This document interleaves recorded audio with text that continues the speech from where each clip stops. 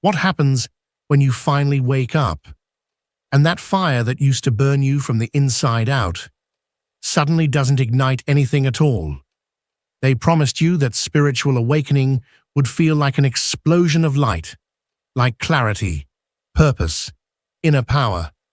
But instead, you found something else, something colder, something emptier, something real. You, the sensitive one, the seeker, the soul that never settled for what the world offered. You started seeing beyond the masks. You began to understand the game. You noticed how life plays on autopilot, like a soulless dance, choreographed by habit, fear, and routine. And when your eyes opened, it wasn't the light that blinded you. It was the silence. A silence so thick, so sacred, yet so uncomfortable, as if something inside you had stopped working. You no longer wanted to chase anything. You didn't feel the urge to impress, to compete, or even to arrive anywhere. The desire to prove yourself simply dissolved. And in its place, an eerie calm took over, a kind of hollow peace. Does that sound familiar? That sensation that the soul turned off the lights, but forgot to switch on new ones. Your body's still alive, but the fire isn't. Your mind recognizes that something has shifted, but it can't quite decode what your heart already knows, that the old motivation is gone. You're not alone. This happens to those who truly awaken, not the ones who just read about spirituality or talk about it to sound wise, but the ones who actually live it, the ones who dare to die before they die, the ones who are no longer satisfied with noise, applause, or costume roles. But no one talks about this part, right? No one warns you that the hidden cost of awakening is losing everything you thought you were. And without ego, without script, without stage, how do you move? Where do you act from? This isn't a motivational speech meant to get you back on your feet. This is an invitation to look at that void without fear, to understand why you feel the way you feel, to discover that in that stillness, in that hole, in that apparent nothingness, there is a seed you don't know how to name yet, but one that has already started to germinate within you. They told you that awakening meant finding your purpose, your fire, your center. They sold you enlightenment like it was a shortcut to fulfillment, as if simply seeing the truth would make you feel alive again. But no one told you that sometimes seeing the truth turns you off, because the drive you used to have wasn't really yours. It came from the ego. It was a force born out of fear, fear of not being enough, fear of not belonging, fear of not being seen. And when you awaken, fear melts away. But with it, so does the fuel that made you run. You stop, not out of laziness, not because you've lost interest, but because something within you simply cannot keep moving the way it used to. What once inspired you now feels ridiculous. The goals that once excited you now seem fake, and it's right there, in that strange stillness, that the fall begins. But the fall is not downward, it is inward. It's a silent unlearning, like your soul is slowly erasing, one by one, all the instructions you were given since childhood. Be someone, do more, prove your worth. But what if there's nothing left to prove? What if worth isn't earned, but remembered? That's where the limbo begins. The ego falls. But the true self hasn't taken form yet. The motivation that used to drive you dies. But the new one hasn't found its voice. And there you are, suspended, confused, silent. This is the hidden cost of awakening. It's not instant peace. It's total dismantling. It's like tearing down a house before knowing what the next one will look like. And in the meantime, there's only rubble. And without a home, without a script, without urgency. You feel strange. You look in the mirror and don't recognize your reflection. You wonder why nothing excites you anymore. What once felt like life now seems like a badly lit stage. No applause, no meaning, no direction. But listen to this carefully. That is not failure. It's transition. It is the exact process that begins when the soul starts to take control of the body again. Because the ego always screamed, but the soul whispers. And in the middle of that muffled noise, you begin to hear the first murmur. It's not a command. It's not a duty. It's not an obligation. It's more like a breeze, a subtle shift, a barely perceptible movement. Yet, it's real. And suddenly, you understand. You didn't lose motivation. You lost the mask. What comes next bears no resemblance to anything you've ever experienced. Because what follows now will no longer be driven by fear. It will come from truth. It all starts quietly. One morning, you wake up without the usual urgency, without the old sense of direction. One night, you find yourself staring at the ceiling, not thinking about anything in particular, just floating. You hear your friends talk about goals, travels, dreams achieved, and you listen silently as if you've already lived it all in another life. There's a weight in your chest that you can't name. It's not sadness. It's not laziness. It's something else, something heavier, quieter. And so you begin to ask yourself, what's happening to me? Why don't I want anything? Why doesn't anything excite me anymore? Did I break inside? Did something disconnect and never come back? But no, you're not broken. You're just without reference points, because the old ones no longer work. They no longer resonate. They were answers that belong to a version of you that no longer exists. What no one tells you about awakening is that it's not a destination. It's a demolition. It's not a constant state of illumination. It's temporary blindness, like when a bright light hits your eyes and blinds you first, before you learn to see again, with different eyes. And in that strange in-between, you become blind at the level of the soul. You don't know what you want. You don't know what your purpose is anymore. And the uncertainty becomes total. Outside, the world keeps spinning with its slogans. Follow your dreams. Never stop. Make it count. But you hear all that as noise. Those phrases feel like they're meant for someone else. Someone who still operates from the ego, who still needs to be someone instead of just being. And there it is, the real conflict. No one prepared you for the silence that follows awakening. Because this silence isn't emptiness, it's a crater, a sacred echo that keeps repeating one truth. I am no longer what I was, but I don't yet know what I am. Can you live in that space? Can you stay in that strange place with no identity, no plan, no direction? Most people can't. Most people run. They numb themselves. They put the costume back on. They return to the race, even if deep down they no longer believe in it.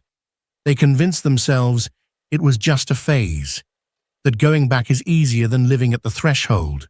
But you don't fit anymore, and you know it, because trying to fit in again only makes you feel emptier. It's as if your soul is whispering, "Don't push me back into what no longer vibrates." That's why you're tired. Not tired of the world. Tired of pretending you still believe in it. Not tired of life. Tired of performing. Not tired of doing. Tired of forcing yourself to do from a self that quietly died. This is where the old fire burns out, and the new spark hasn't ignited yet. You're in between fires, between identities, between systems of meaning.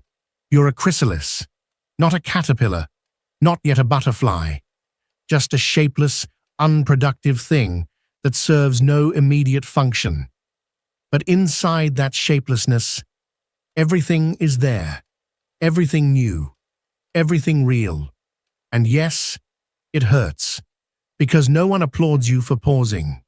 No one celebrates your emptiness. Society doesn't know what to do with someone who isn't running, who isn't chasing, who doesn't have answers. So you start judging yourself. You call yourself lazy, lost, useless, but you're not. You're being rewired from the inside. Carl Jung knew this. That's why he spoke of the nigredo, the dark night of the soul, the stage where the ego dissolves and the self begins to take form. But that process is silent, it's blind, it's slow, and you have only one option: stay. Hold yourself through the not knowing. Trust through the not feeling. Because if you run now, if you force yourself to produce, to perform, to go back to the familiar, you will betray yourself. And the soul doesn't forget betrayal. It will wait. Always. It will wait in silence. Until one day, you stop running long enough to finally hear it. Carl Jung never romanticized awakening. He didn't dress it up in pastel colors or wrap it in sweet, comforting words. For him, true transformation didn't begin with a divine revelation. It began with a brutal unraveling. The fall of the ego wasn't the end. It was the threshold, the entry point to the journey toward the self, that deeper identity that needs no mask, no external validation to exist. Jung called it individuation, a process of integration, of becoming whole. Not better, not more positive, not more successful, just more real. And to become real, he said, we must go through the shadow, through everything we deny, repress, and hide. It's not about flying toward the light, it's about descending into the basement and lighting a single candle. This is why Jung spoke of the nigredo, the dark stage of internal alchemy. That phase where everything old decays, where the superficial self crumbles and you're left suspended in a fertile emptiness.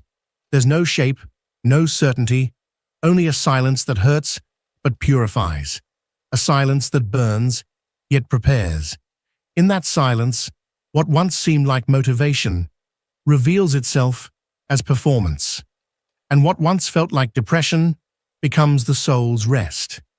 Because you're not unmotivated, you're simply done with lying. You can no longer force yourself to do what you don't feel. You can no longer sell your energy to a system that doesn't recognize your truth. Jung also spoke of enantiodromia, that moment when something, pushed to its extreme, flips into its opposite. The ego that runs endlessly collapses. The drive to achieve, conquer, impress, transforms into a deep longing to disappear. Not as an escape, but as a necessity, to begin again, from another route. And here enters the archetype of the hermit. Not the escapist recluse, but the wise one who retreats in order to listen, to reorder the inner chaos, to prepare for a return, not driven by performance, but by authenticity. Sometimes disappearing isn't giving up, it's protecting the seed of something new.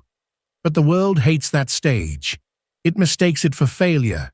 It pathologizes it, tries to medicate it, speed it up, correct it, because the modern world idolizes productivity and despises mystery.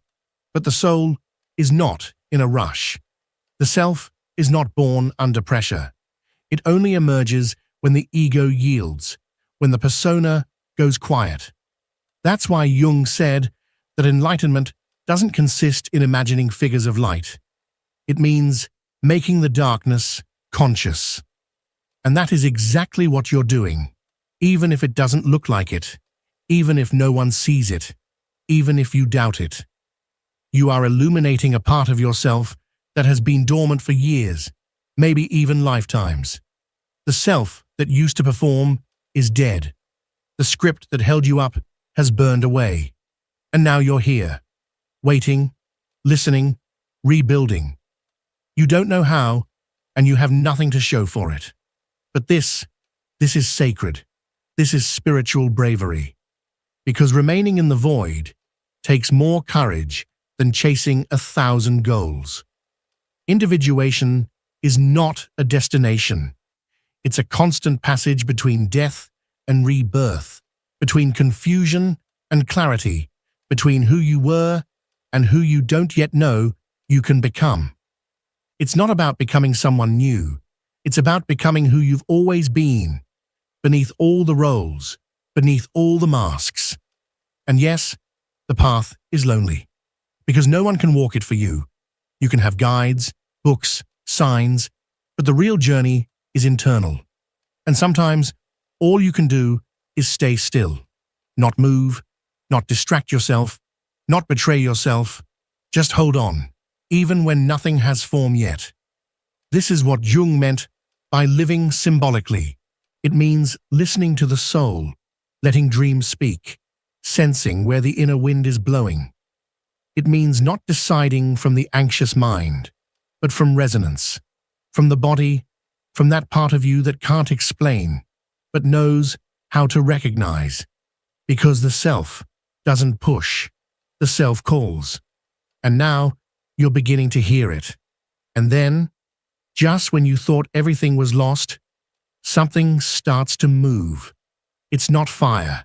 It's not an explosion.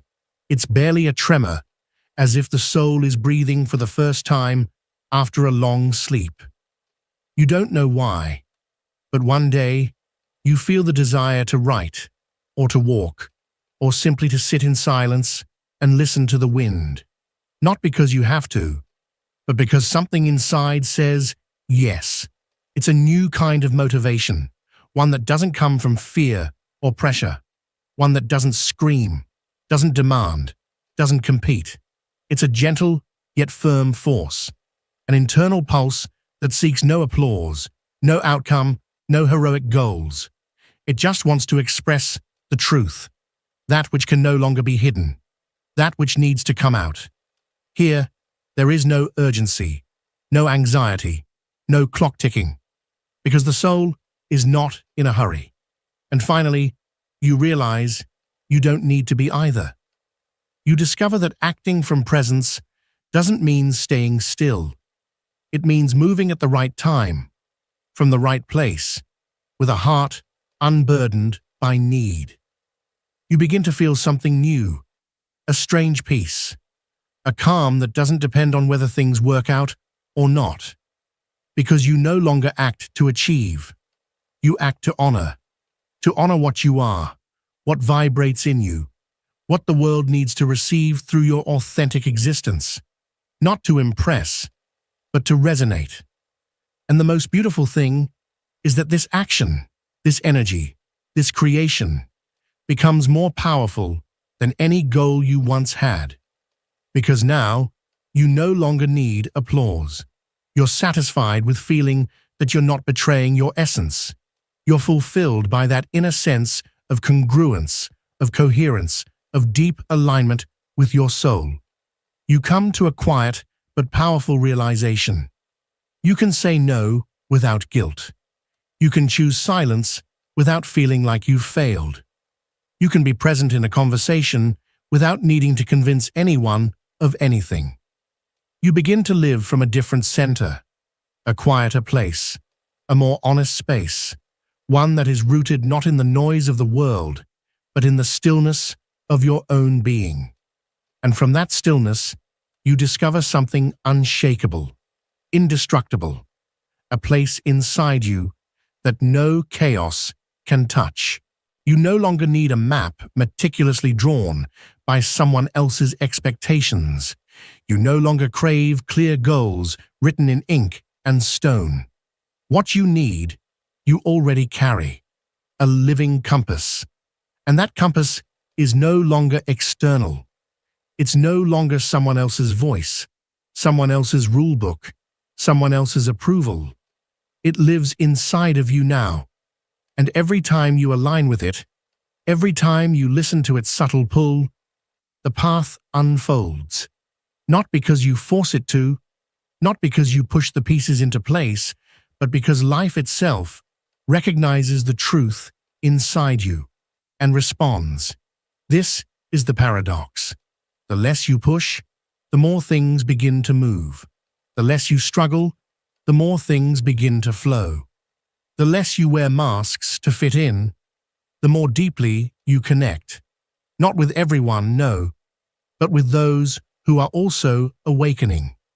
With those who have also dared to sit in the silence, who have heard the same wordless call and stayed long enough to hear what emerges from within it. And from this new center, from this inner alignment, you begin again. You create again. You move again. But not to fill a void, not to prove yourself, not to silence your fears. You move because the emptiness that once felt unbearable has transformed into seed, and you, almost without noticing, have become fertile soil. You've become a bridge, a channel, a vessel between what cannot be seen and what longs to be born. Motivation has not died. It has simply changed shape. It no longer burns with the frantic fire of urgency or the adrenaline of needing results. Instead, it glows with a steady flame, one that does not flicker in the wind. It is no longer about outcomes. It's about devotion.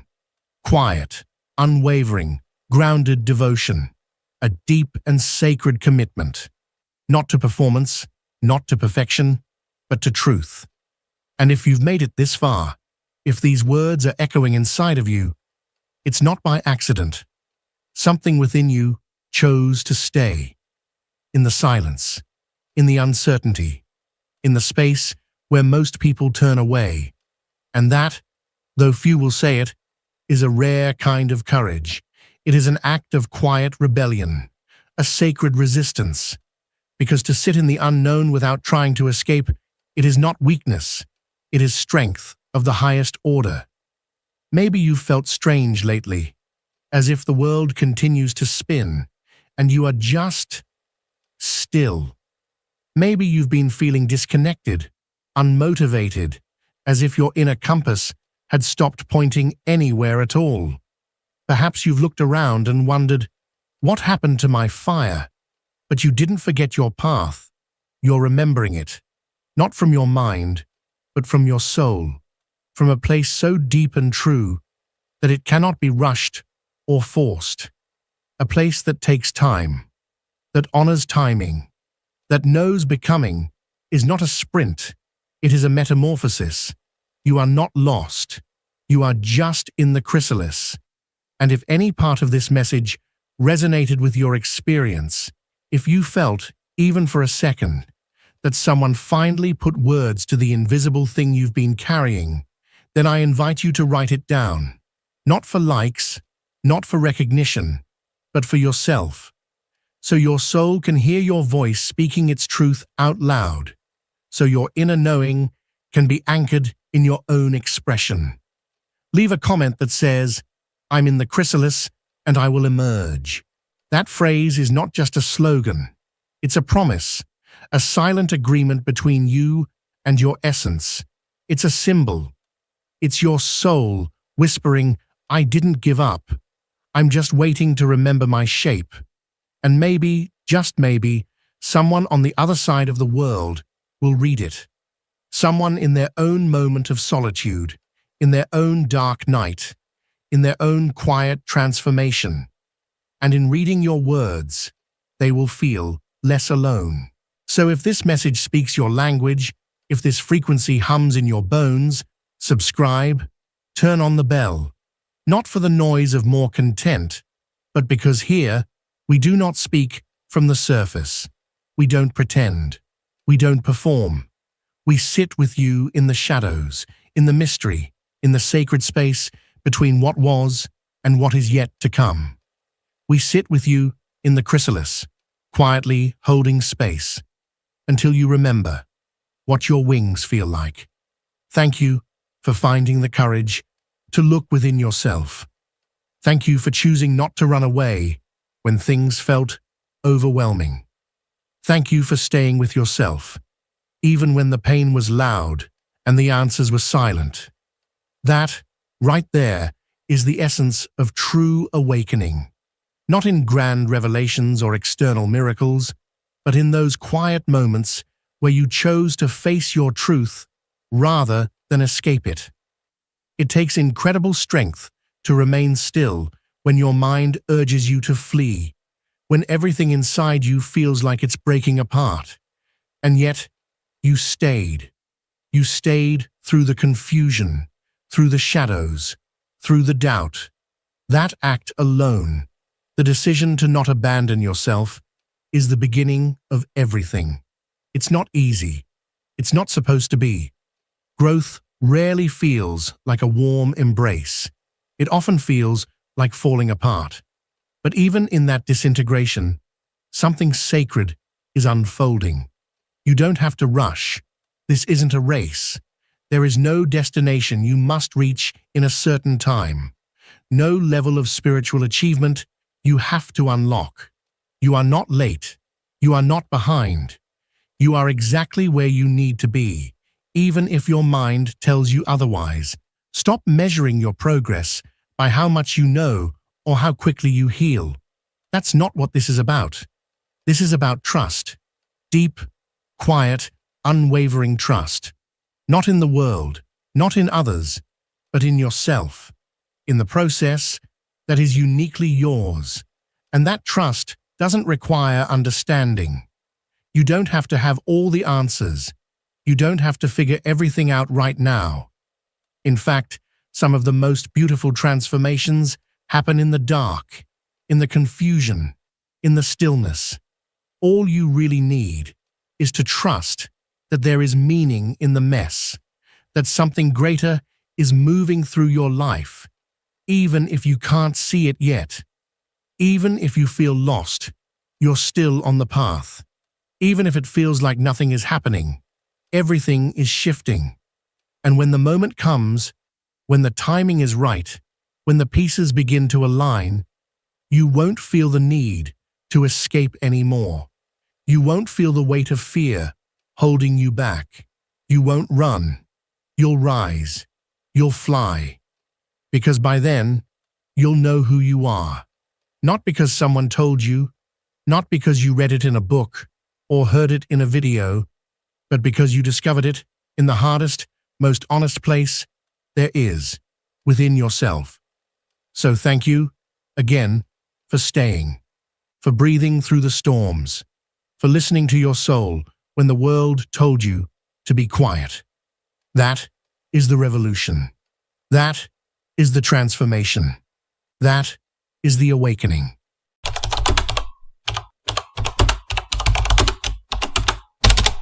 How many more blows can your mind endure before it completely breaks?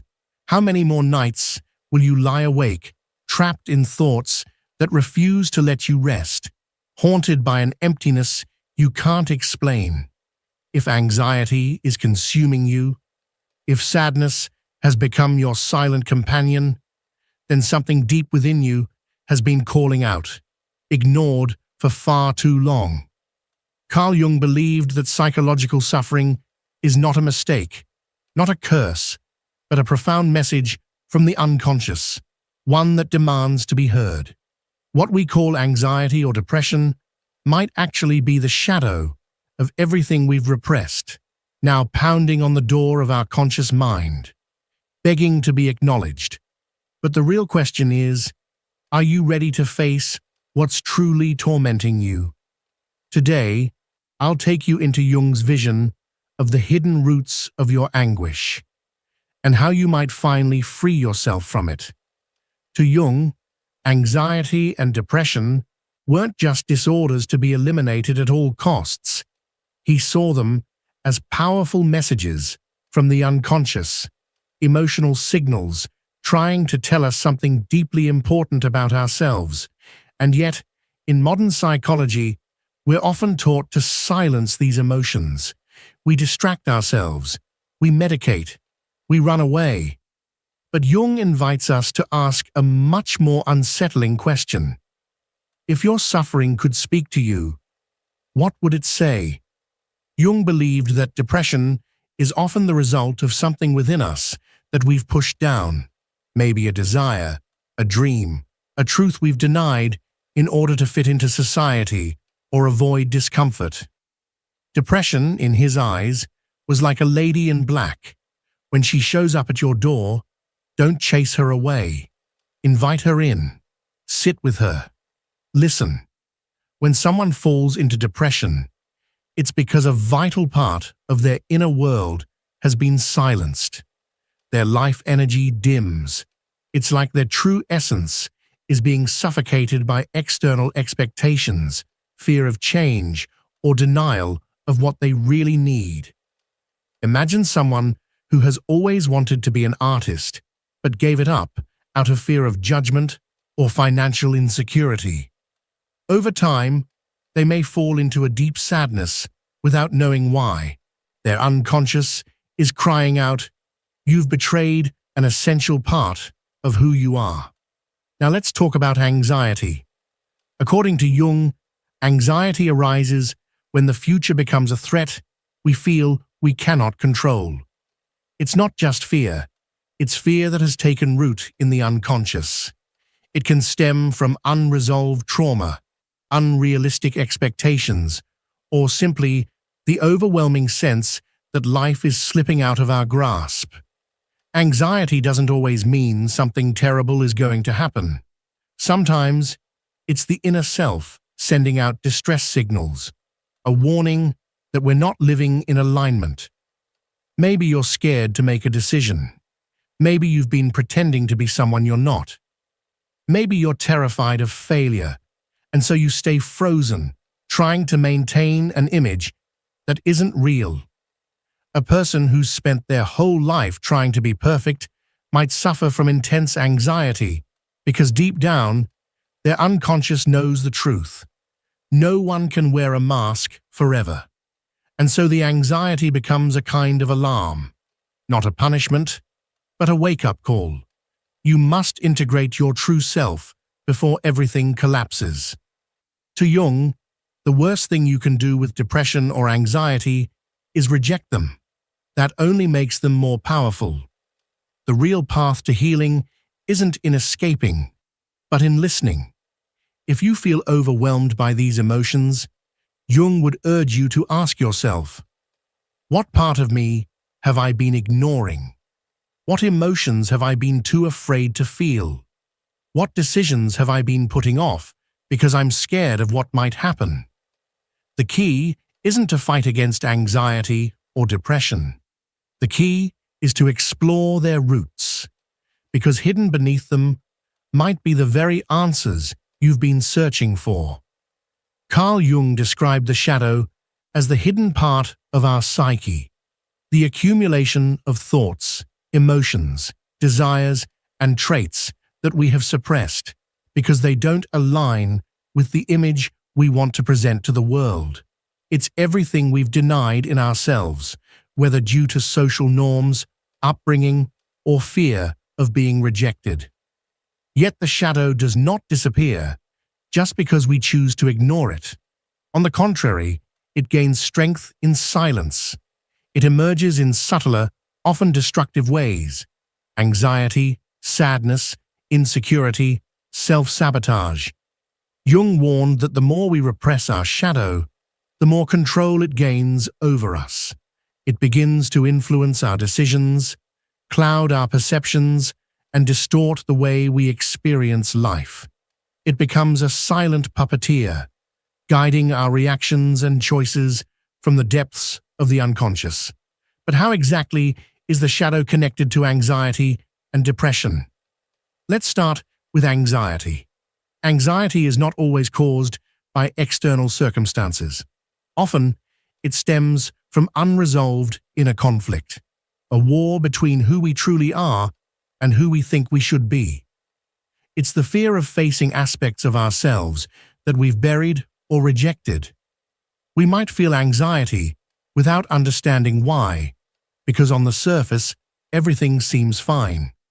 But beneath that surface lies the shadow, knocking on the doors of consciousness, begging to be acknowledged. Take someone who is always trying to be kind, agreeable, and accommodating. They might pride themselves on being helpful, easygoing, and non-confrontational. Yet without realizing it, they could be suppressing feelings of anger, resentment, or frustration. Their shadow holds all the times they wanted to say no, but didn't, all the moments they felt taken advantage of, all the needs they sacrificed for others. And their anxiety is the voice of that repressed part, crying out for boundaries, for self-respect. Or imagine someone paralyzed by the fear of failure. They avoid risks, stick to the familiar, and play it safe. But deep down, there is a desire for adventure, for growth, for new experiences. The shadow in this case holds the longing for boldness, for courage, for expression. The anxiety they feel is the tension between their true calling and the version of themselves they feel obligated to uphold. When we deny the shadow, we split ourselves in two. One part of us follows the socially approved script, obedient, polished, acceptable. The other part, the shadow, fights for expression, aching to be seen. This internal tug-of-war creates psychological tension, which often takes the form of persistent anxiety and chronic stress. And then there's depression. Jung viewed depression not simply as a mental illness, but as a signal of profound disconnection from the self. He believed that depression can be a cry from the soul, a sign that something vital within us has been silenced or forgotten. While we often think of the shadow as dark or negative, Jung emphasized that it also contains our hidden gifts, passions, and truths, all the parts of us that have been censored to fit into society's mold. Consider someone who grew up in an environment where creativity was dismissed or undervalued. Perhaps they were told to focus on serious things or criticized for dreaming too much. Over time, they buried their artistic desires, convinced they were silly or unimportant. And yet this repressed creativity doesn't vanish. It lingers in the shadow, and its silence begins to weigh heavily. Eventually, this person might feel a sense of emptiness or hopelessness, not because life has no meaning, but because they've lost touch with a part of themselves that was the meaning. Or take someone who has learned to avoid conflict at all costs, who was taught that anger is bad, that being assertive is rude, that their needs don't matter. They grow up always keeping the peace, always making others comfortable, even at their own expense. But all the suppressed frustration, the unspoken words, the moments when they should have stood up for themselves, all of that lives in the shadow. And if it's never acknowledged, it may eventually surface as a deep and unexplained depression, because something within them is tired of being silent. In many cases, depression isn't just a lack of happiness, it's a lack of wholeness. It's the soul mourning the loss of its own essence. When we exile too many parts of ourselves to the shadow, life can begin to feel meaningless. We move through our days like ghosts, disconnected from our passions, our desires, and our truth. When repression becomes extreme, the unconscious can use depression as a last resort, a way of stopping us in our tracks, forcing us to look within. Jung saw this as a call toward individuation, the journey of integrating all parts of ourselves, including the ones we've tried to hide. Ignoring the shadow is dangerous not because the shadow is evil, but because it is us.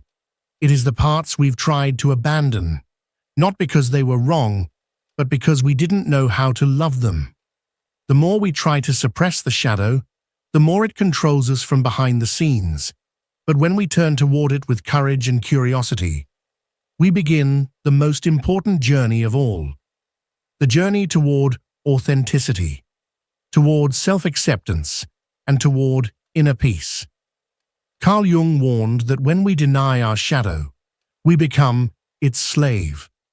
Everything we suppress doesn't simply vanish, it seeps into our lives in hidden, unconscious ways. The shadow is that part of ourselves we don't want to see, the one we push into the dark corners of our mind. But even if we choose to ignore it, it doesn't disappear. Instead, it finds other ways to make itself known. It appears in our projections, in our exaggerated emotional reactions, in unexpected outbursts, and in subtle, yet persistent, psychological symptoms. For example, a person who refuses to acknowledge their own selfishness may constantly accuse others of being self-centered. Their shadow is projecting outward what they cannot accept within themselves. Or someone who suppresses their sadness and always pretends everything is fine may eventually explode emotionally in a moment they didn't expect. That internal pain, left unseen and unheard, doesn't stay buried, it fights to be felt. And when it finally breaks through, it often does so in ways that feel chaotic or even destructive. So how can we face this hidden part of ourselves? How can we bring healing to the anxiety and depression that often result from a neglected shadow? Jung believed that the only way to release the weight of the shadow is not to fight it, not to reject it, but to recognize it, accept it, and integrate it into our consciousness. Integration doesn't mean giving in to every dark impulse. It means becoming aware of them, understanding where they come from, and learning how to respond to them in a conscious and mature way. This begins with non-judgmental self-observation. Instead of trying to justify or repress our emotions and thoughts, we simply notice them. What am I feeling right now? What triggered this reaction in me? What patterns do I see repeating in my life? Jung also placed deep value on working with dreams. According to him, our dreams are mirrors of our unconscious mind. They reflect truths we might not be ready to face in waking life. By analyzing our dreams, we can uncover powerful insights about our inner world and see aspects of our shadow we were unaware of. A recurring nightmare, a strange symbol, or a confusing situation in a dream may hold the key to understanding parts of ourselves we've been avoiding. Another tool Jung encouraged was keeping a shadow journal, a space to write down thoughts, emotions, and impulses that we usually suppress or avoid. When we allow ourselves to explore these hidden aspects without censorship, we start to develop a deeper connection with who we truly are. And just as importantly, Jung urged us to pay attention to the people who irritate or upset us. Often, what triggers us most in others are reflections of the things we haven't accepted in ourselves. So rather than rejecting or judging those feelings, we can ask, what part of me is being mirrored in this situation? The shadow is not our enemy. It is not something to be destroyed or exiled. In fact, it is a vital part of our wholeness, a part we've ignored for too long. Jung invites us to see the shadow not as something to fear, but as a guide that shows us what still needs to be integrated into our lives. Anxiety and depression are not always signs that something is broken or wrong with us. Sometimes they are messengers, powerful inner signals that something within us is demanding to be seen, acknowledged, and embraced. The true danger lies not in facing the shadow, but in continuing to deny its presence, because the longer we ignore it, the more power it gains over us. For Jung, anxiety and depression were often symptoms of a deeper internal process, the process of individuation. Individuation is the journey toward becoming our true self. It is not just about growing up or discovering your personality. It is about becoming whole.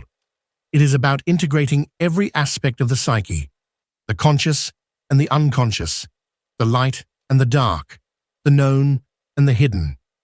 But this path is rarely easy. Individuation does not usually occur in moments of peace and clarity. Instead, it tends to emerge through deep inner crisis, through periods of emotional turmoil, confusion, and breakdown.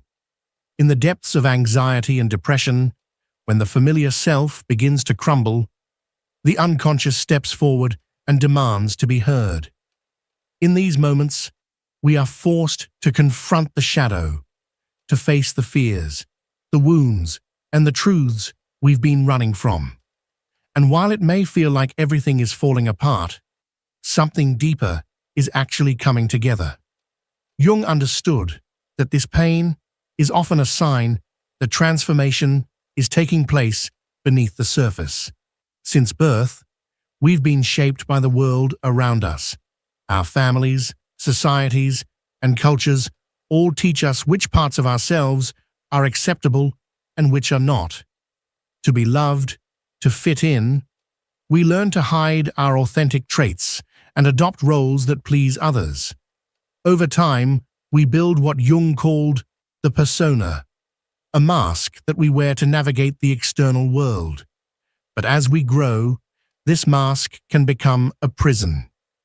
If our identity is built on the expectations of others and not on the truth of who we are, the unconscious begins to rebel. A person who's spent their entire life trying to be strong, never showing vulnerability, may suddenly experience overwhelming anxiety and not understand why. Their shadow is calling out, saying, "You need to feel. You need to allow yourself to be human."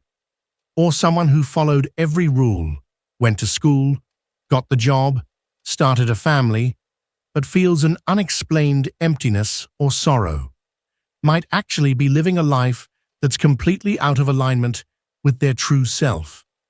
That depression is not a random condition.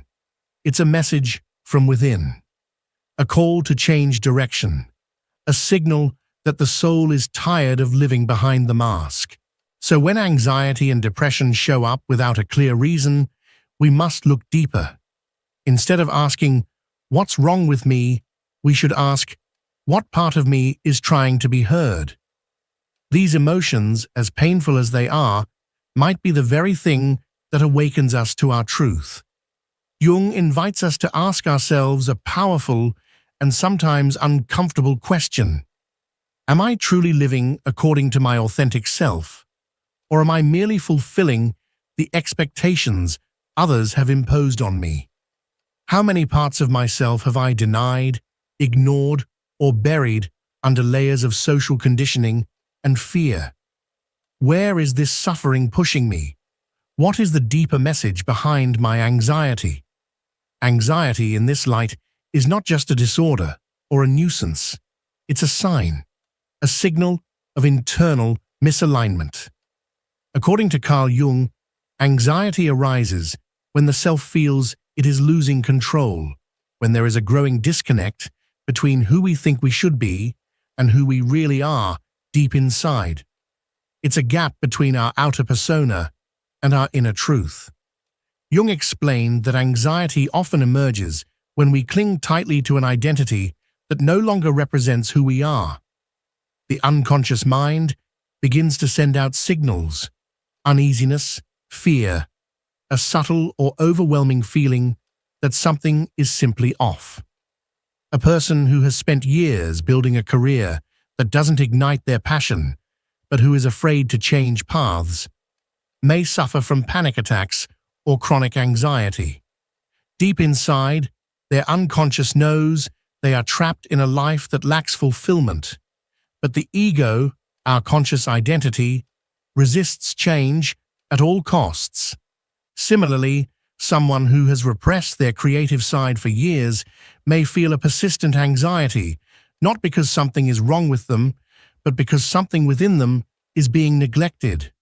They are ignoring their true calling. That creative energy is knocking on the door of their consciousness, asking to be seen, expressed, honored. In this sense, anxiety is not the enemy. It is a compass. It is a symptom that something inside of us is crying out for recognition and transformation. It's a wake-up call that change is needed, not avoided. Now, if anxiety is the alarm bell, depression is the collapse of the old self. Depression represents a breakdown, not because we are broken, but because something within us has reached its limit. Jung described depression as a sign that a part of the self has died, or is in the process of dying. The problem isn't depression itself, it's our resistance to it. When we refuse to let go of outdated roles or identities, we suffer more deeply. Imagine someone who has built their entire identity around professional success. If they suddenly lose their job, it can trigger a profound existential crisis. The depression that follows isn't just about losing income or routine, it's about losing a sense of self.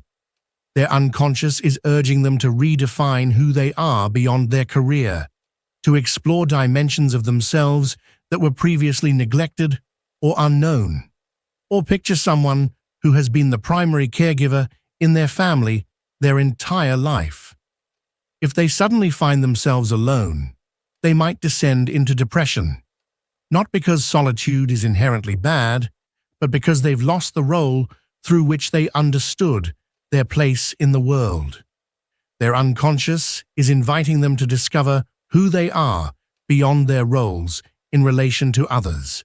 Depression in this way forces us to release old structures, but the suffering intensifies when we cling to them, when we're afraid to let go, to step into the unknown. This is where Jung's concept of individuation becomes vital. The process of individuation, according to Jung, is not a peaceful stroll. It is a death and rebirth. The old self must die so that a more authentic self can emerge. This metamorphosis does not happen without turmoil. It is often accompanied by crisis, chaos, and emotional pain.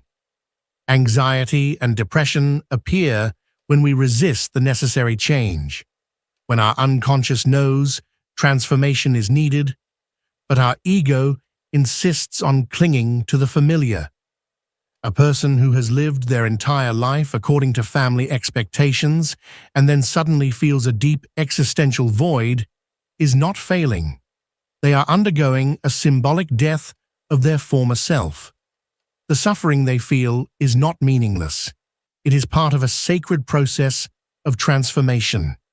Someone who is overwhelmed with sadness after a long relationship ends is not broken. They are in the midst of reconstructing themselves outside the identity they held within that relationship. They are being given the opportunity to redefine who they are without that person, without that dynamic. Jung once said that the hardest task in life is to discover who you truly are. This journey is not linear. It's not comfortable. It demands that we confront our shadows, challenge long-held beliefs, and release everything that no longer serves our highest good. But on the other side of the crisis, there is something priceless, our truest self. So how can we use anxiety and depression as tools for growth? Instead of treating them as enemies, Jung invites us to see them as messages, clear signs that transformation is not only possible, but necessary. Ask yourself the difficult questions. What part of me is dying? What part of me is trying to be born? Don't resist change. Individuation is painful because it asks us to leave behind the old, but it is the only path that leads to evolution. Face your shadow. What you fear the most about yourself might be exactly what you need to integrate. There is meaning in the crisis. It is not just suffering. It is an invitation to discover who you really are beneath all the layers of conditioning and fear.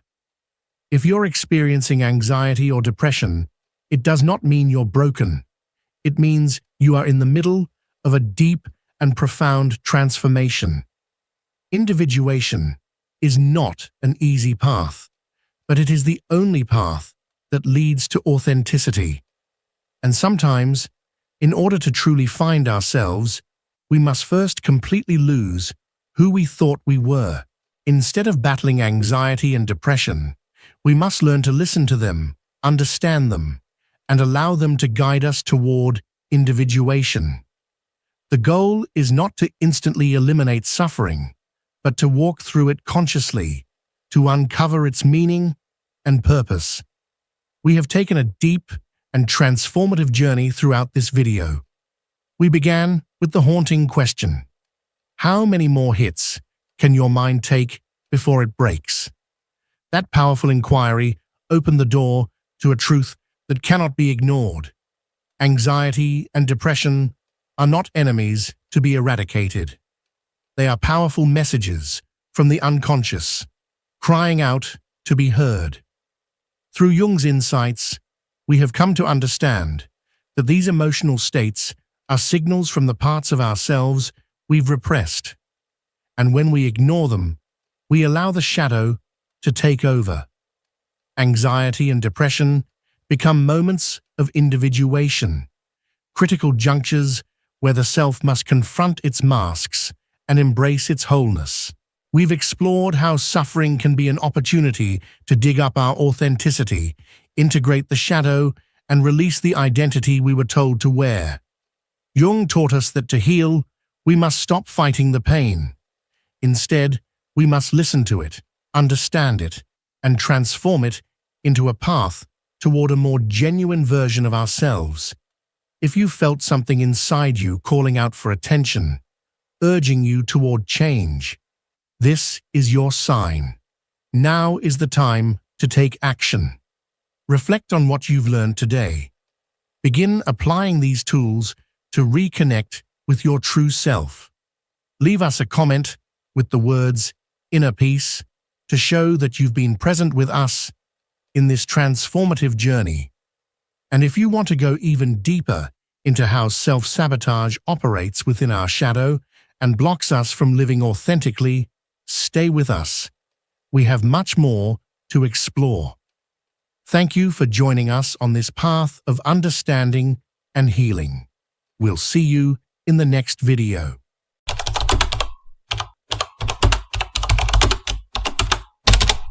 Let us imagine, just for a moment, that dogs, the creatures we so often take for granted in our daily lives, are far more than simple companions.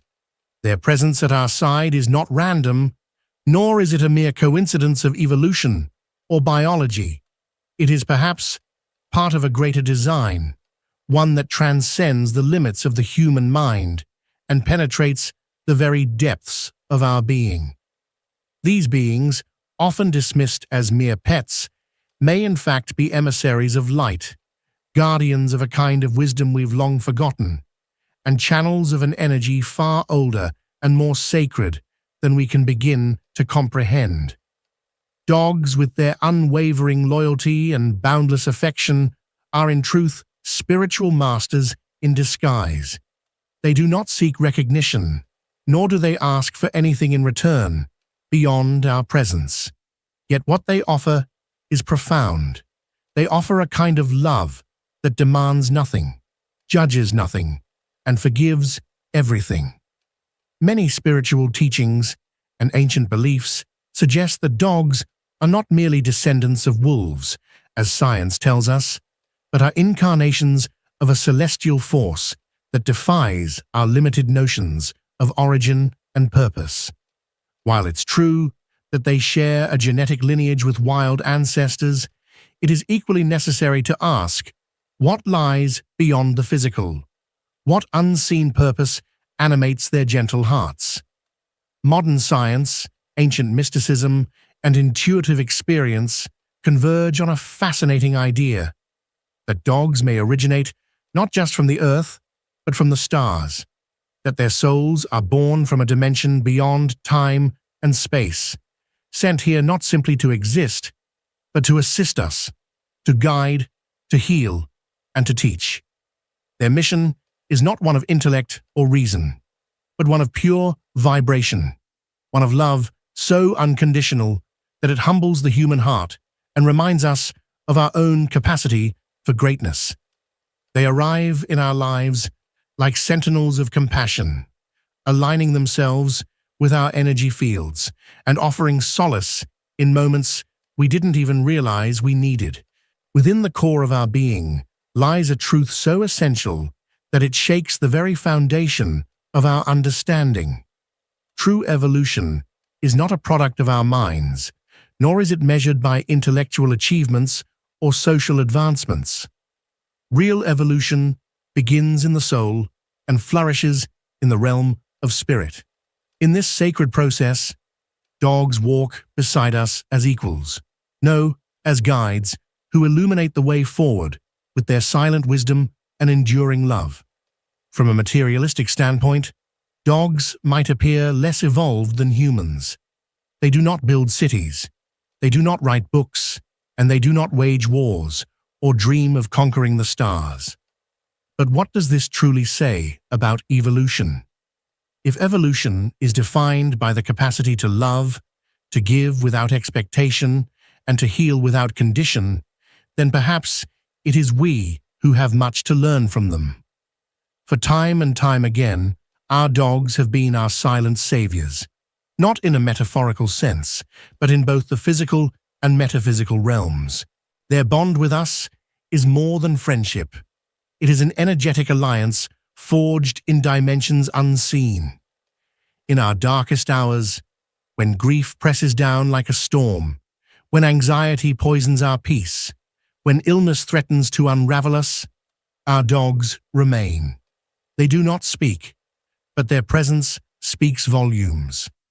Their silent companionship has been known to absorb the negative vibrations that plague us, acting as living conduits of transmutation. Scientific studies on the therapeutic impact of pets have revealed something astonishing. Dogs, without ever knowing it cognitively, take on the emotional and even physical burdens of their human companions. They become mirrors for our pain, carriers of our sorrows. This incredible act of energetic sacrifice, this willingness to somatize our traumas and illnesses, is the ultimate embodiment of love. It is a kind of love that lies beyond human comprehension, a love that is neither romantic nor parental, but something more ancient and infinite.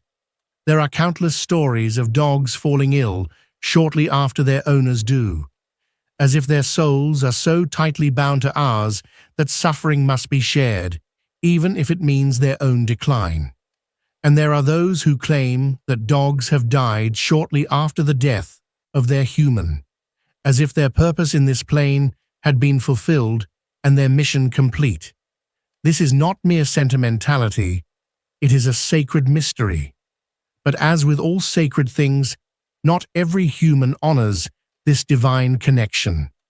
In the shadows of history, and even in present times, there have been those who have exploited these noble beings, channeling their energies for selfish or even dark intentions. Ritualistic abuse, energetic manipulation, yes, such things exist. And they are a betrayal of the sacred trust dogs place in us. It is our responsibility, therefore, to protect them just as they protect us. They are not tools to be used. They are not objects of domination. They are beings of light, and their purpose is rooted in love, not control. Many of us have, at some point, felt a mysterious bond with a dog, one that defies explanation, one that feels destined, as if written into the very fabric of our existence. Perhaps you, too, have felt that your dog healed you, saved you from something, or appeared at a time when you needed them most. If so, then your story is part of a larger truth that binds us all. Dogs are not just animals. They are vibrational entities whose very presence helps elevate our own frequencies. They are here to help awaken us, to lift our spirits, and to teach us what no human teacher ever could: how to love purely, freely, and infinitely. The greatest teacher is not the one who speaks with wisdom, but the one who loves without condition. And in this, dogs are masters beyond compare. Their most vital energetic centers are found in their solar plexus and heart. These centers receive and transmit vibrations from their surroundings, attuning themselves to the emotional climates of those they care about. This is why dogs often sense danger before we do. This is why they come to us when we cry, when we suffer, when we tremble under the weight of invisible burdens. They do not judge us. They simply feel us. Their connection to us runs so deep that it often seems orchestrated by something greater than chance. Like trees that grow in silence, the mission of dogs unfolds quietly, invisibly, yet powerfully. They do not announce themselves as healers. They do not come with grand declarations. And yet when they arrive in our lives, it is always at the right time, like a cosmic appointment fulfilled. As if, somewhere in the vast architecture of the universe, a thread was pulled, and they were sent to us exactly when we needed them, even if we didn't yet know it ourselves.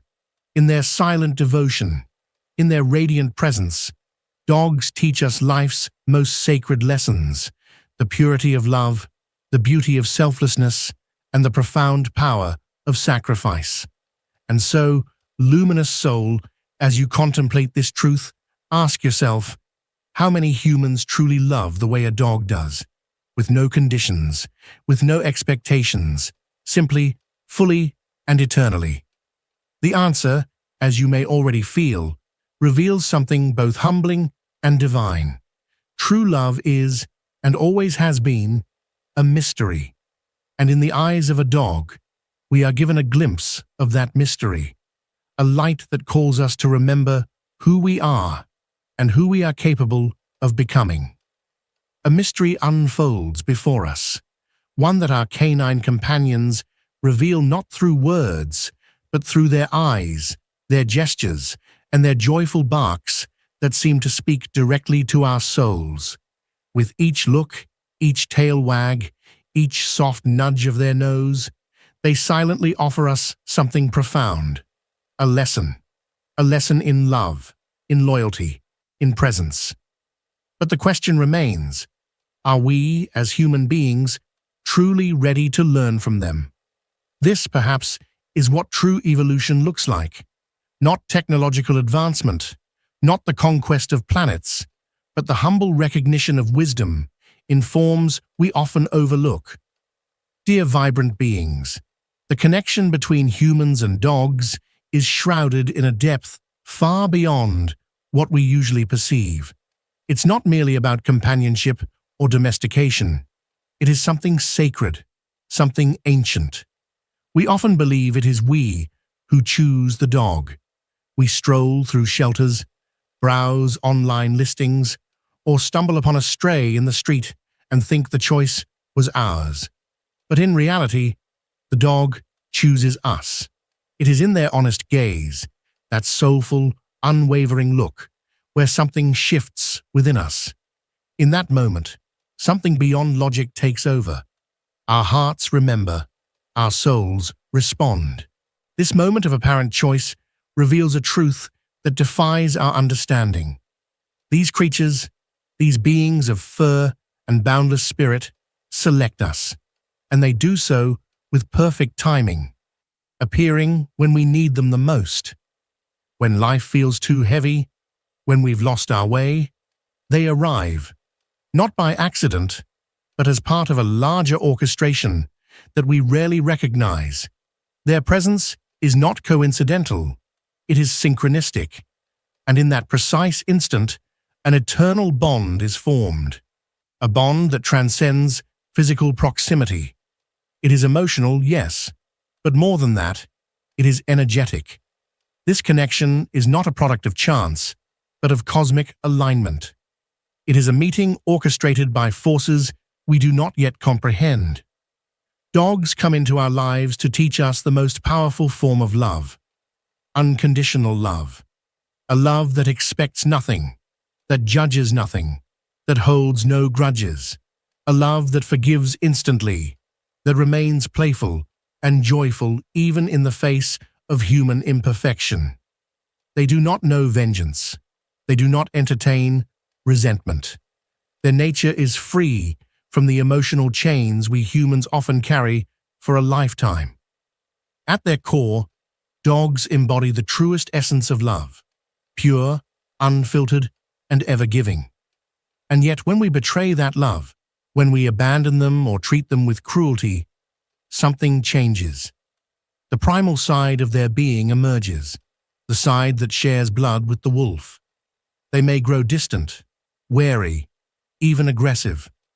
That beautiful frequency they once radiated begins to fade. But here's the miracle. Even after being hurt, even after being broken, if we offer them love once more, if we show care, gentleness, and presence, they return, they forgive, they love again. No other creature on earth embodies this capacity for emotional resurrection, quite like a dog. They remind us of our own potential to return to love, to rise again after being broken. They hold no resentment. They don't carry trauma the way we do. They simply move forward, offering affection as if the pain never existed. Dogs, with their extraordinary sensitivity, are not just companions in the physical world. They are energetic beings, deeply attuned to the vibrational field around them. They are receivers and transformers of energy. They absorb the emotional tones of their environment, not just the obvious ones like anger or joy, but subtle frequencies that ripple beneath the surface. When a human carries destructive emotions, rage, grief, despair, the dog steps in, silently, willingly. They begin the invisible work of transmutation, absorbing the energy and altering its frequency before it can do harm to their beloved human. This process is not limited to one person. Dogs extend this protection to the entire household. Their energetic service touches everyone within their pack, the family. That is why caring for them is so critical. They need clean water, nutritious food, rest, and affection. These aren't just acts of kindness. They are essential elements that allow them to keep purifying and healing the energy they encounter. Some dogs benefit greatly from energy healing practices like Reiki, which help them discharge the burdens they carry out of love. And their service does not end in the waking world. Just like humans, dogs access higher dimensions. When we sleep, our frequency shifts. We enter altered states of consciousness. In those sacred hours of rest, our dogs often do the same. They too may journey, detach, and travel through the unseen. And there, in the quiet expanse of the astral realm, they become guardians, protectors of our energy field. They watch over us, sometimes taking forms our subconscious can recognize, offering comfort and protection as we navigate the subtle realms of spirit.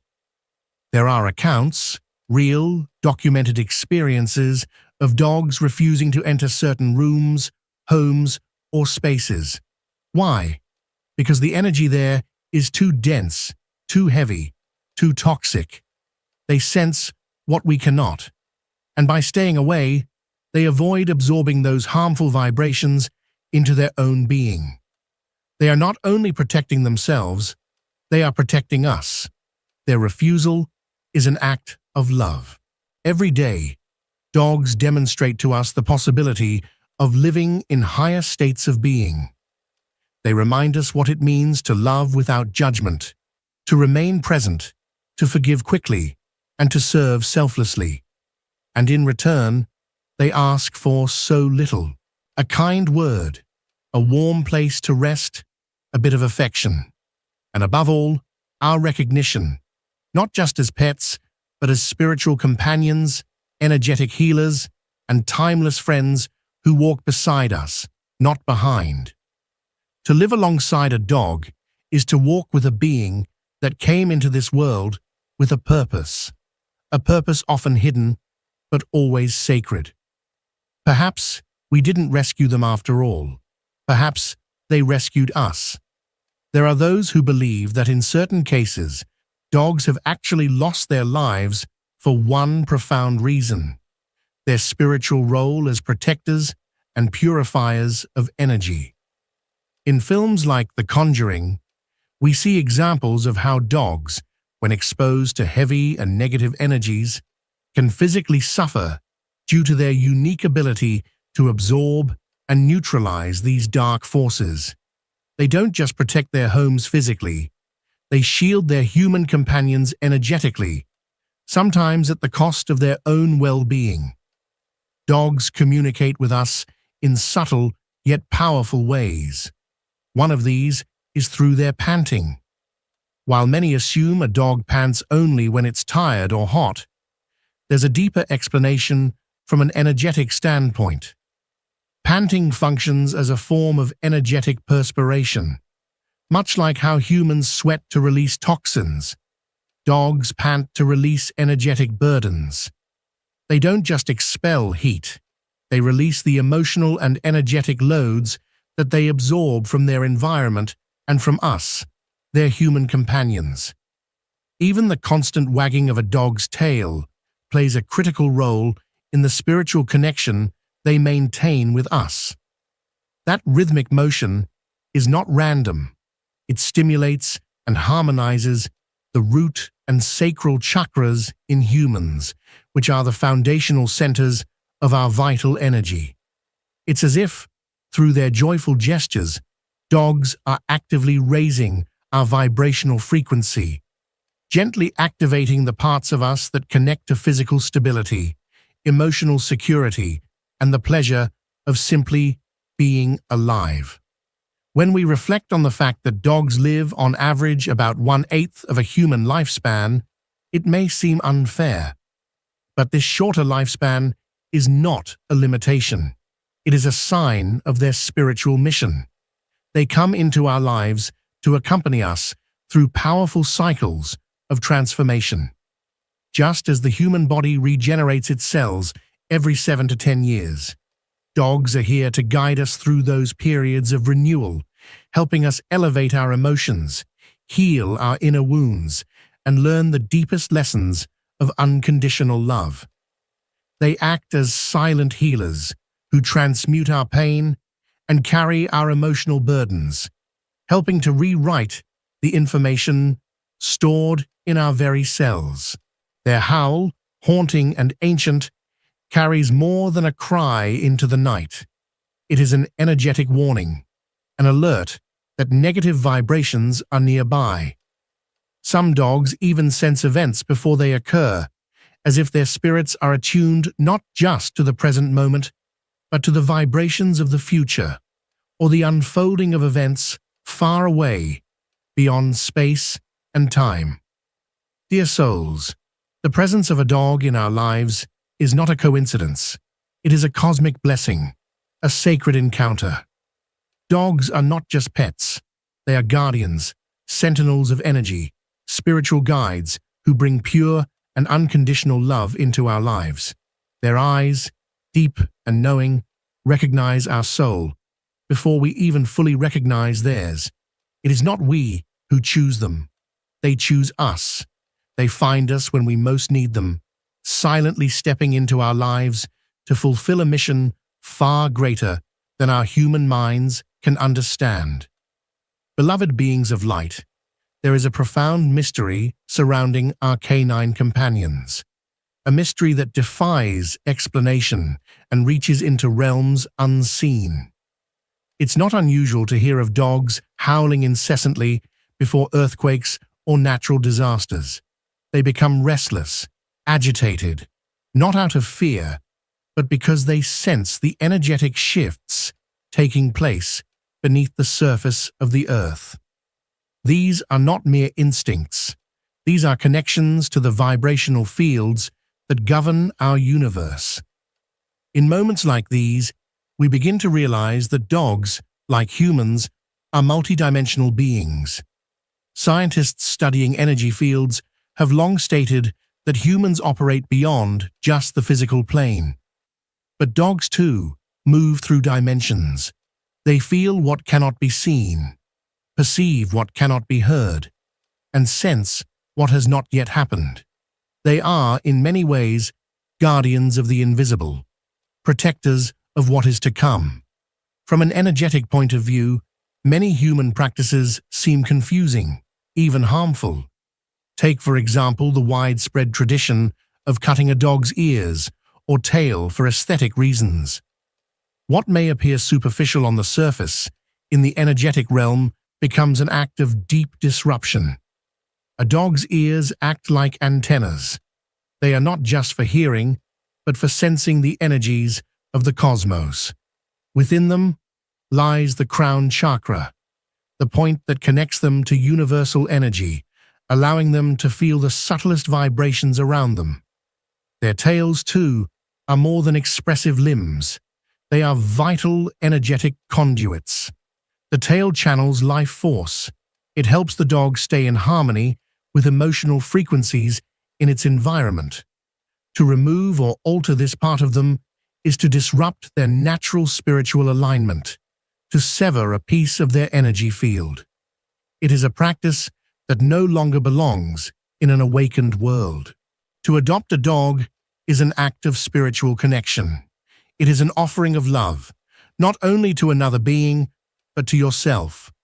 When you adopt, you are not just bringing an animal into your home.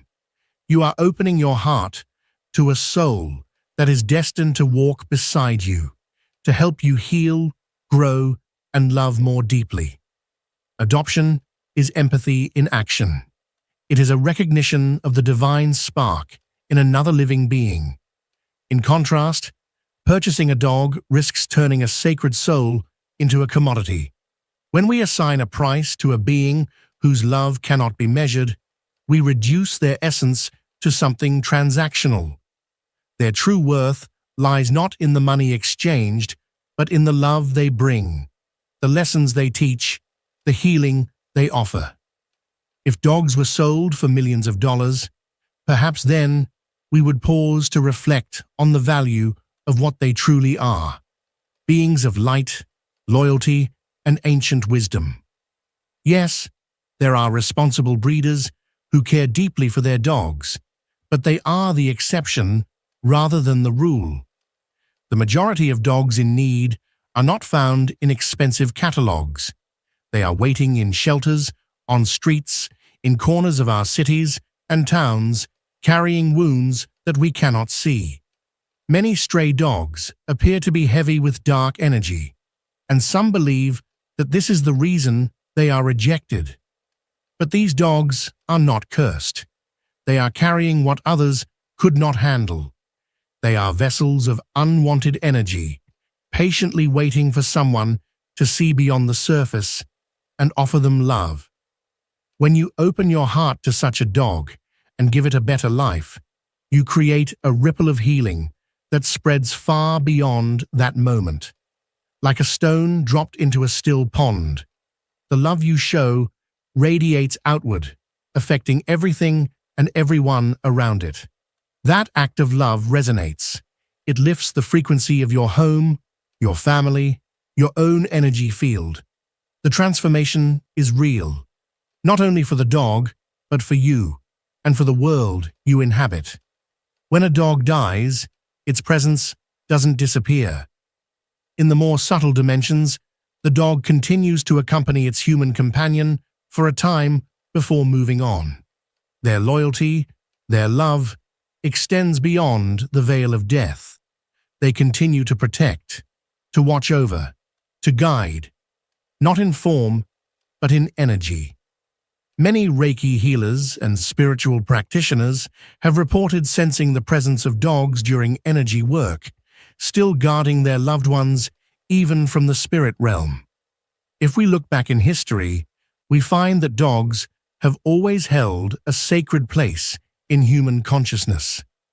In ancient Egypt, they were revered not only for their skills as guardians and hunters, but also for their deep spiritual connection. They were seen as intermediaries between the earthly world and the divine, beings who walked both paths at once. Today, though centuries have passed, that truth remains. Our dogs are not here just to fetch balls or go on walks. They are divine messengers, sacred companions, energetic protectors. They are here to help us remember who we truly are. Beings of love, capable of connection, beyond words, beyond logic, beyond this world. They were deeply valued and respected. In the depictions of that ancient time, dogs were never merely background figures. They were always by the side of their human companions, both in the physical realm and in the world of the spiritual. These animals were not only seen as loyal friends, but were also closely linked to one of the most powerful and mysterious figures in Egyptian mythology, Anubis. This revered deity, guardian of the dead and protector of funerary rites, was often portrayed with the head of a jackal or a dog, reinforcing the sacred bond between canines and the divine. Anubis held an essential role in the Egyptian belief system. He wasn't just a symbol of death. He was the guide who helped souls transition from the earthly plane to the afterlife. His task was to ensure safe passage, to weigh the heart of the deceased, and to guard the tombs from those who might seek to disturb the peace of the eternal rest. And because dogs were associated with him, they were seen as beings with a unique spiritual mission. They weren't merely animals, they were considered protectors of unseen dimensions, sentinels of spiritual gateways that connected our human experience with realms beyond comprehension. Today, beloved vibrant souls, we can still feel the echoes of that ancient reverence. The dog remains, just as it was in the past, a creature of profound spiritual intelligence. There is something about their gaze, their silent presence, their unwavering loyalty that continues to remind us of truths too deep to be expressed in words. A dog's love is pure. It isn't earned by status or wealth. It isn't transactional. It simply is. And in that purity, there is a reflection of the divine. They teach us, through their everyday actions, that real value does not lie in what we can own or measure. It lies in the invisible threads that bind us to each other, in the emotions we share, in the healing power of connection, and in the silent presence that tells us we are never alone.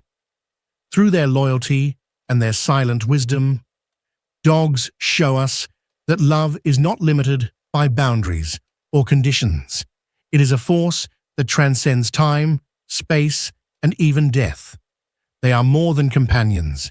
They are our teachers, our protectors, our constant mirrors of unconditional love. They walk alongside us through this journey called life, quietly guiding us with every step, reminding us to stay present, to remain open, to feel more deeply. They are reminders that even when we feel lost, we are still surrounded by love in its most authentic form. Today, together, we've uncovered a powerful and illuminating truth about these remarkable beings.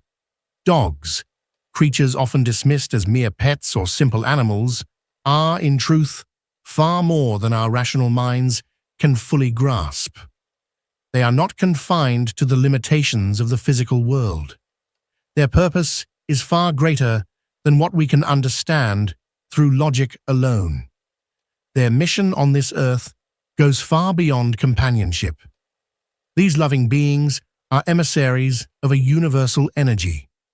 They come to us with a higher purpose, to teach us the art of love, the meaning of loyalty, and the path to emotional healing. In their quiet presence, they offer a sanctuary, a safe space for our souls to rest and our hearts to heal. They are multi-dimensional messengers who touch us in places no human ever could.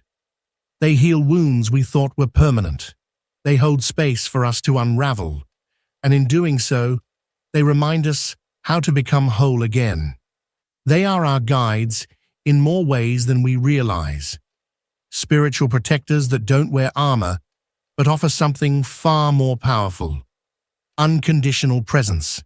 In their eyes, we see acceptance. In their touch, we feel warmth. In their company, we find home. And through their companionship, we learn that true growth, true transformation, does not happen in the mind alone, but in the soul, in the deepest parts of our being that are often hidden even from ourselves. So, beautiful, vibrant soul, the next time you look into the eyes of your dog, don't just see a physical being by your side. See the sacred essence within. Recognize their spiritual mission. Acknowledge the invisible yet powerful connection you share. These beings, with their unshakable love and quiet wisdom, have entered your life for a reason. They are here now, at this exact moment in your journey, because your soul called for a guide, and they responded. Let them remind you that you are loved beyond measure, that even in your hardest moments, you are not alone. Let them inspire you to love more, to forgive more, to heal, and to embrace the sacredness of every moment. Their presence is a divine invitation, one that calls you to awaken to your truest self, to remember the light within you, and to walk through this life with more grace and compassion. And now, with this deeper understanding, I invite you to continue this journey of spiritual discovery. Keep learning, keep expanding. Let these truths settle into your heart. Let them transform your perspective. There is so much more to see, so much more to understand, so many unseen energies and connections waiting to be revealed. This is only the beginning. If your soul feels called, continue watching, continue exploring, continue walking beside me on this path. Together, we will uncover even more mysteries that bind us to the universe, to our companions, and to the divine. You are not alone in your search for meaning, for light, for love. We are in this together. Keep going and allow love and wisdom to shape your life in ways you never imagined.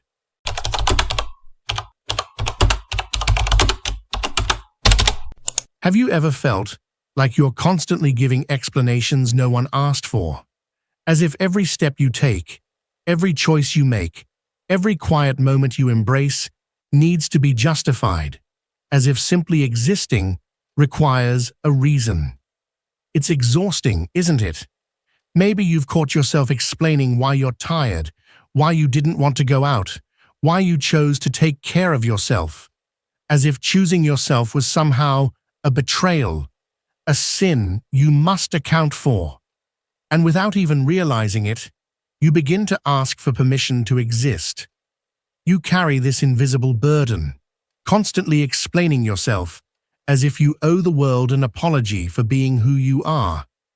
It's like walking around with a heavy backpack full of silent regrets. I'm sorry I didn't fit in. I'm sorry I wasn't enough. The more you speak, the further you drift from yourself.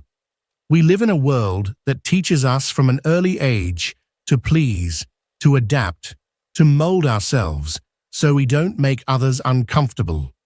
So we become masters of justification. We learn to turn our feelings into arguments, into defensive speeches, because somewhere along the way, we were made to believe that our emotions must be validated by others before they can be real.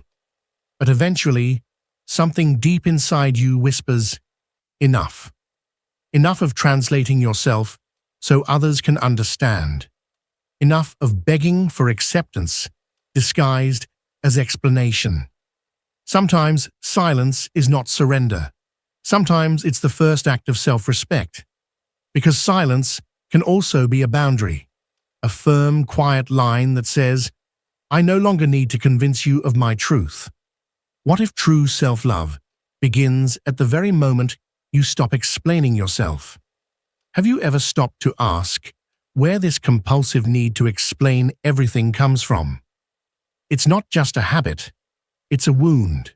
There is something ancient within you, something that fears being misunderstood.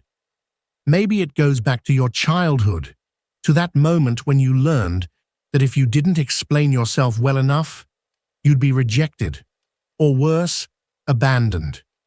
So you started overanalyzing every word, every action, monitoring your own behavior as if you were walking on a minefield, where one wrong step could mean emotional exile.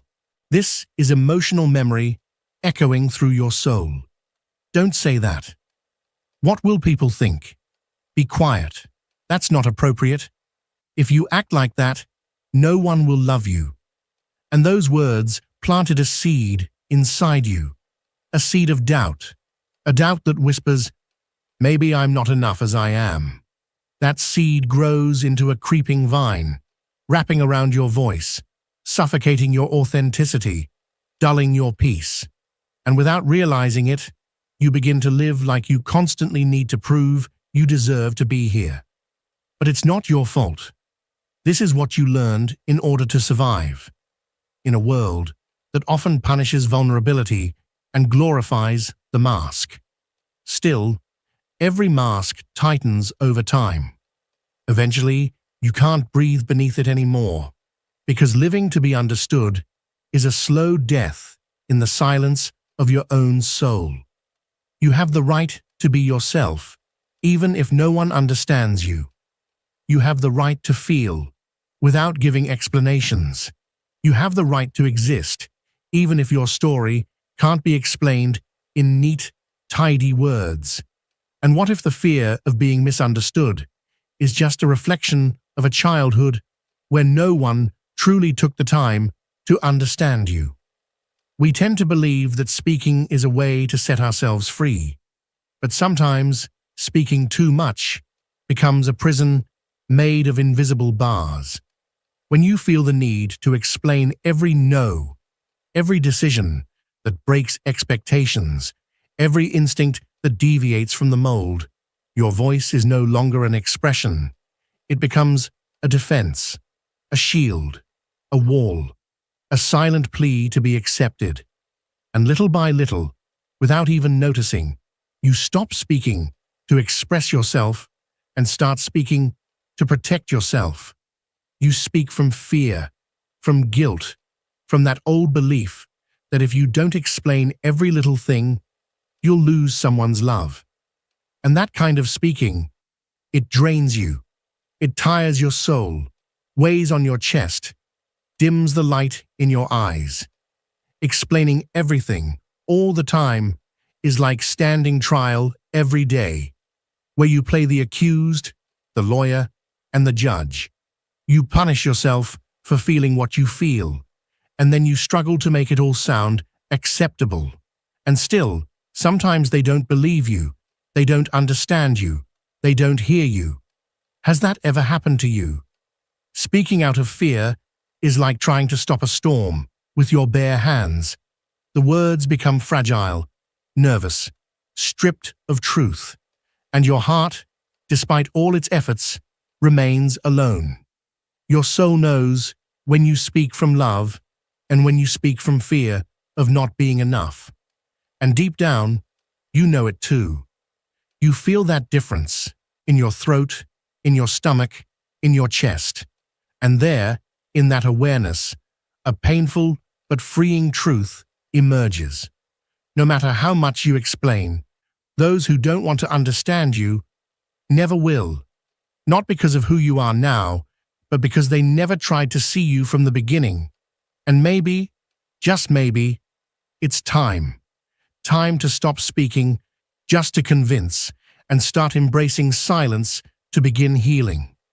There's a moment in life, a quiet, raw, but beautiful moment, when you realize that silence isn't emptiness, it's shelter, a place without words where finally you can hear yourself again.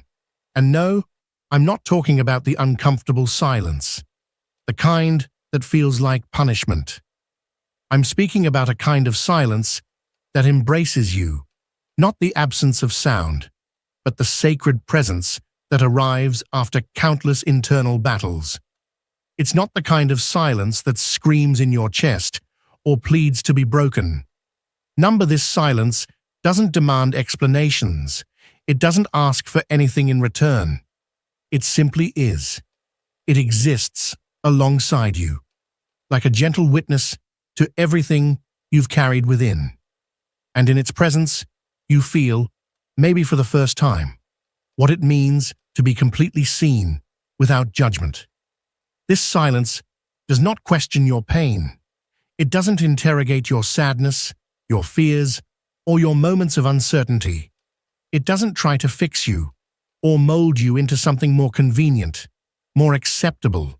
It doesn't ask you to be okay. Instead, it meets you exactly where you are. It says, you don't have to explain why you feel this way. Just rest. And it is in this silence, listen carefully now, that your soul finally finds a place to breathe, to exhale, without fear of being misunderstood. Because speaking can be exhausting, especially when your words are shaped by wounds, when your voice trembles under the weight of what you've endured. But silence, when chosen consciously, not imposed, becomes a form of healing. It becomes medicine, not the kind that numbs the pain, but the kind that brings you back to yourself, in that sacred space where you no longer feel the need to justify your existence. Something incredible begins to happen. You start to reclaim your voice, not the one you use to speak to the world, but the quiet one within that has always guided you.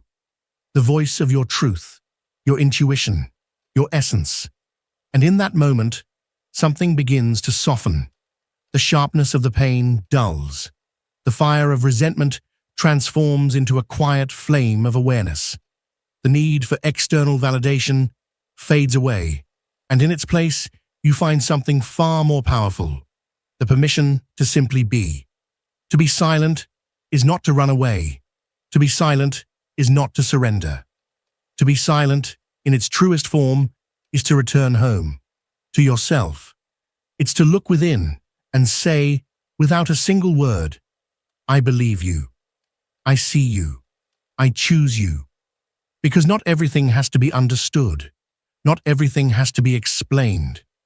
There are feelings that are meant to be felt, not translated. There are moments when your silence is not avoidance. It's protection. And there are people in your life who may never deserve the explanation you keep trying to offer them. So close your eyes, take a deep breath, and allow yourself to listen, truly listen, without needing to speak. Perhaps in that stillness, your real journey back home begins. Home, not as a place, but as a state of being where you no longer abandon yourself for the sake of others. When was the last time you truly chose yourself, without guilt?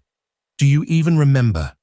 Or has it become so normal to put yourself last, waiting for someone else to validate your worth, that you've forgotten what it feels like to be your own priority?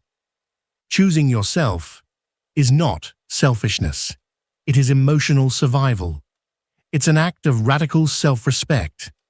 It's standing in front of the mirror and saying, no more. No more depletion. No more over-explaining. No more trying to convince others that I am worthy of love, rest, or understanding. But I know, I really do, that the day you decide to place yourself first, something inside you shakes, because you were taught to please others, to yield, to smile even when you're breaking, to sacrifice yourself for the comfort of everyone around you. And when you finally say no, without any justification, the world shifts, the masks fall.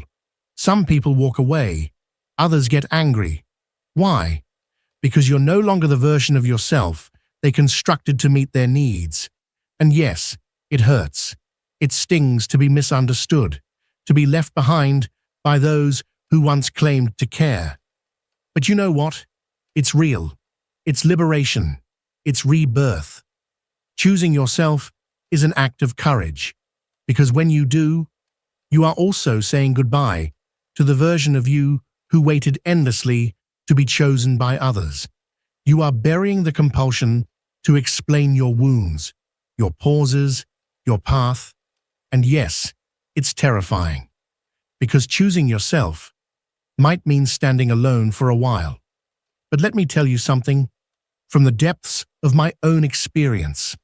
The solitude that comes from choosing yourself is not a punishment. It is a cleansing. It is sacred space to heal, to reconstruct your identity, to remember that your value is not up for negotiation, not determined by what others accept or fail to understand. There is a quiet power in saying, "Today, I don't need to explain myself. Today, I just need to honor myself." And even if no one sees that moment, even if the world doesn't clap for you, it will remain one of the holiest decisions you've ever made. But let's not pretend it's easy. Many of us spent years silent out of fear, not choice. That's a different kind of silence. A silence that doesn't heal. It suffocates. A silence that wraps around your throat like a knot because you've convinced yourself that speaking up will only bring more pain. And yes, sometimes talking hurts, but staying silent, when that silence is rooted in fear, can be even more damaging. Have you felt it? That choking silence where you swallow your truth to avoid conflict, where you bury your feelings just so you don't make anyone uncomfortable. That kind of silence is like swallowing glass. Invisible, but sharp enough to break you from within. And worst of all, with time, you get used to it. You become skilled at smiling when you want to scream. You say, "I'm fine," when everything in you is trembling. You learn to fake calm while chaos rages beneath your skin. But silence born from fear is not peace. It is a quiet war, one where the battlefield is your own body, your own mind, your own heart. And that internal war, day after day, drains your spirit. It steals your glow. It convinces you that you don't have the right to exist fully, to take up space, to be heard. Eventually, you lose the ability to identify what you feel, because you've silenced yourself for so long that you no longer recognize the map of your emotions. So what's the difference between the silence that heals and the silence that destroys? One word: intention. The healing silence comes from choosing yourself. The destructive silence comes from fearing the loss of someone else. One whispers, "Today, I will care for myself." The other murmurs, "I'm not worthy of being heard." But you are. You are worthy. Worthy of spaces where your voice doesn't need to defend itself, where it simply gets to exist. You deserve relationships where silence is a moment of peace, not a prison. And if you haven't found those spaces yet, be that space. Be the one who listens to your own soul. Be the one who allows your heart to speak, and also to rest in silence, when that is the truest expression of self-love.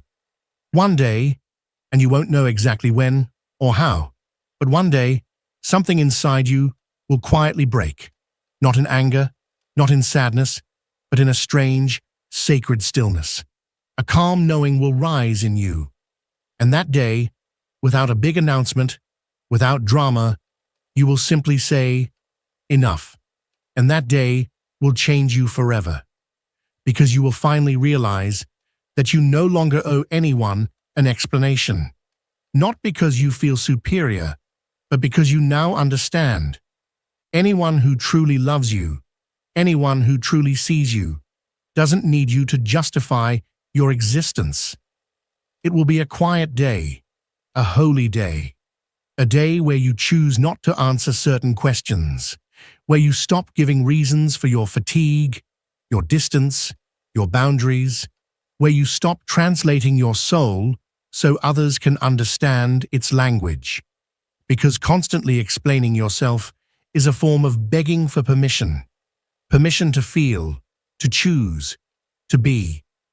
But no one else holds that power. They never did.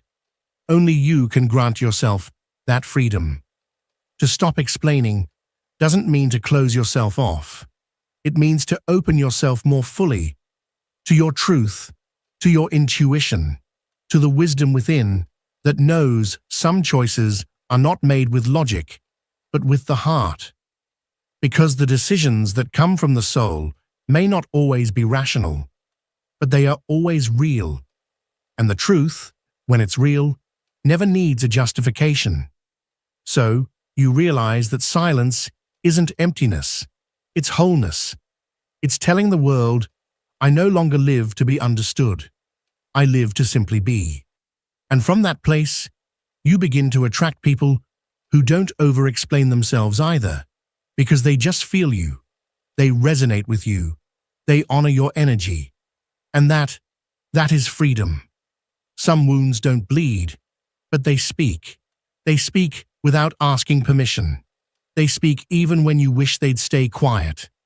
Sometimes it's old pain that pushes you to explain too much, to justify every action, every emotion, every absence, as if through words you could stop the pain from returning. But it's not your voice that needs to be heard. It's your wound. Do you remember that time you said this hurts and they told you you were overreacting? When you asked for love and they called you needy?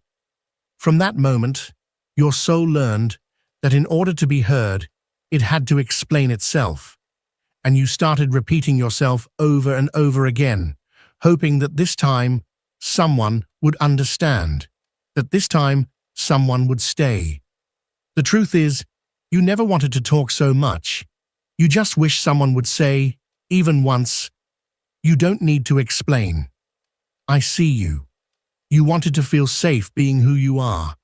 You longed to be accepted without needing a mask. That's why you spoke so much.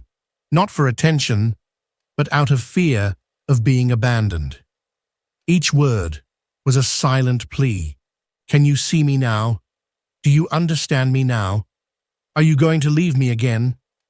But there's a truth that even though it hurts, sets you free. The person who doesn't want to see you won't, no matter how loud you scream.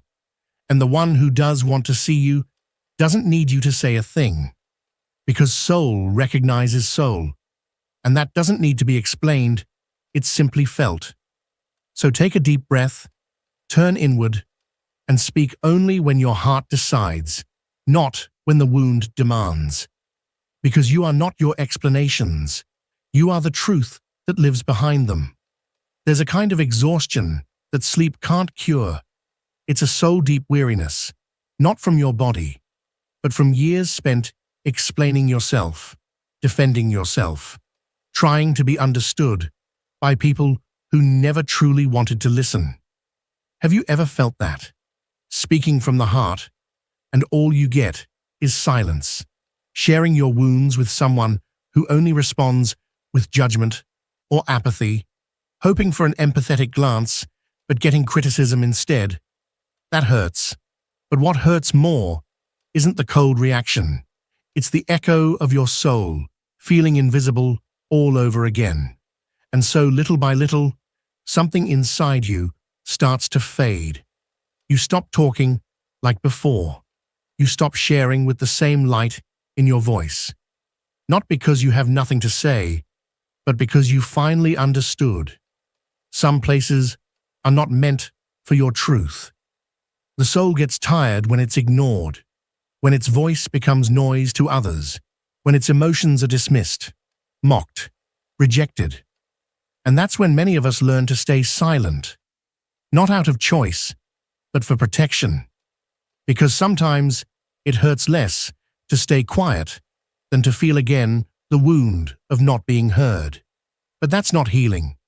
That's hiding your pain beneath the rug of your soul. And sooner or later, that rug gets lifted. That's why today, I invite you to pause, not to explain yourself, but to hold yourself.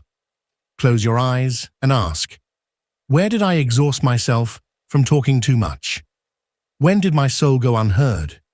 And what do I need now to begin truly listening to myself?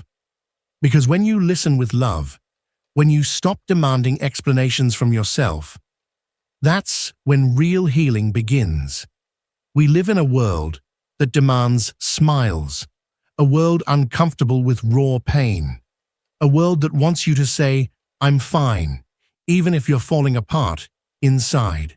And little by little, you learn to justify your sadness, to explain why you're not okay, to offer valid reasons, hoping people won't walk away when they see your tears, as if feeling deeply was a flaw, as if your pain needed a signed approval to be real. But no, pain doesn't need to be explained. Pain deserves to be honored. You don't need to justify your tears. You don't owe anyone an explanation for your sorrow. You're not required to dress up what's breaking inside you with pretty words. Because pain isn't looking for approval. It's looking for presence. It needs space to breathe. It needs your arms, not your arguments. And you know what's the saddest part? That pain often grows, not because of what it feels like, but because of how often you feel forced to justify it. I'm just tired, you say. I've had a rough week. Sorry, it's just stress. Lies dressed as explanations. To avoid discomfort, to stay accepted, to not be seen as weak, dramatic, or negative. But feeling doesn't make you weak. Denying what you feel, that's what breaks you. So today, let yourself feel. Without guilt, without explaining, without covering it up. Your pain doesn't need logical proof to be valid. Your soul already knows, and all it's asking of you is to stop fighting with what you feel. Make silence your temple, and within that temple, let your pain speak, free of judgment. Here begins true emotional freedom. There's a silent belief that lives in many wounded hearts, the idea that if you open your soul completely, you'll be more loved, and so you share everything. You undress emotionally, confess your most intimate wounds, hoping that someone, upon seeing your raw sincerity, will hold you tighter. But it doesn't always happen that way. Not everyone is ready to hold your truth. Not everyone has the sensitivity to receive what you've kept quiet for years, and most painfully, not everyone deserves it. Your truth is sacred. It's not a speech to persuade, not a product to be approved. Your truth is a fire. It can illuminate or it can burn. It all depends on where you place it. And many times, in the name of love or the desire for closeness, you gave yourself completely to people who lacked the ability or the intention to truly understand you. People who turned your vulnerability into judgment, who used your confessions as weapons, who saw your sincerity as weakness. So you shut down.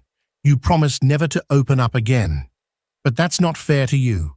The mistake wasn't trusting. The mistake wasn't speaking. The pain came from not recognizing who did and who didn't deserve that sacred part of you. Learning to choose who gets to hear your truth is an act of self-love. It's saying, my story isn't for just anyone. It's for those who know how to honor it. Because there are those who only want to know you to control you, and there are those who listen to protect you. The difference lies in their presence, their energy, their intention. Not everyone deserves your silence, and not everyone deserves your voice. Both are gifts. So don't blame yourself for having revealed yourself. But from now on, open up only where your soul feels safe. Sometimes, talking too much becomes a form of forgetting, an elegant distraction, an ancient strategy to avoid feeling what truly lives inside you. Because while you talk, analyze, justify, explain, you drift away from yourself. You dissolve into the other person. You get lost in the maze of what others expect from you. But when you choose silence, not the kind that's imposed, but the sacred kind, something inside you aligns. The pieces begin to fall into place. Chaos finds a center. Silence, at this level, is not hiding. It's returning. It's allowing yourself to hear what the noise of the world had drowned out. That soft, persistent, authentic voice. The voice of your soul. That's when you realize you have nothing to prove. You're not here to please or to fit in. You came to remember who you are, not to explain yourself. In that silence, external judgments dissolve. The need to be understood fades, and in its place, certainty arises. You don't need to be understood to have value, because your worth doesn't lie in how well you can explain your pain, but in how deeply you dare to dwell in it.